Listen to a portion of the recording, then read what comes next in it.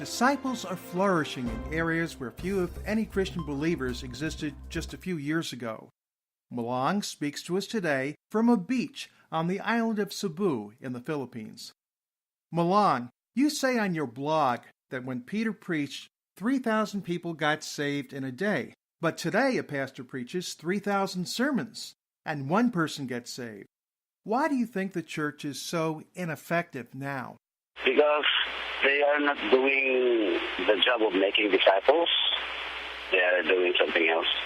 And if we do our job, then Jesus will do his job. You've had several spiritual transitions in your life. After working 9 years in the institutional church, you put all your efforts into house church. You ended up holding more meetings than ever, but gave that up after 8 years. Why did you feel the need to switch directions this last time?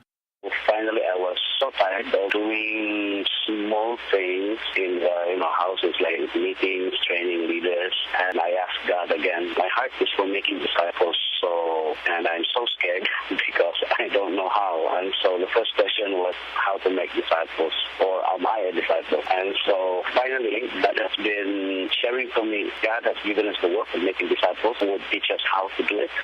I guess the big difference is instead of starting out with a group of believers from different backgrounds, you now try to find an area with no believers and begin there. How's that working for you? I go to places where there's some Christians already, unless they are quite hungry for reality and they wanted some conversations about making disciples and they wanted to do it. If not, then we go to a small island, we go to near or far. We find people of peace and make disciples, and it's very good.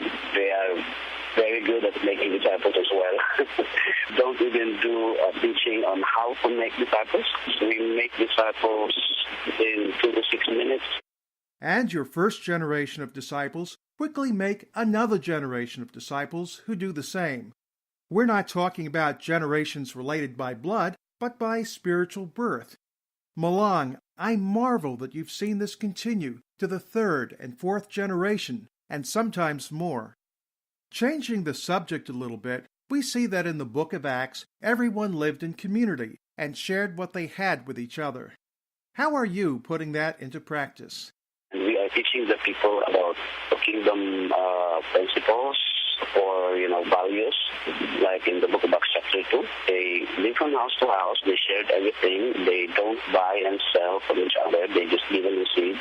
And no one is poor among them because they own everything. And then we've started some projects, which is called Kingdom Projects, that would take care of the orphans and the widows.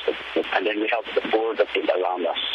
Now let's talk about demonstrating the gospel of the kingdom. How is that different from what you used to do?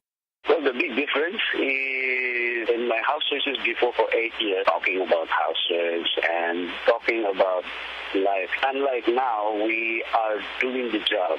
If there is a need, the best way to meet that need is not to pray for that need, but to meet that need. We carry each other's burden rather than just doing all the spiritual stuff. In other words, we just don't teach them about God, but we taught them how to live, because the kingdom is life, not programs.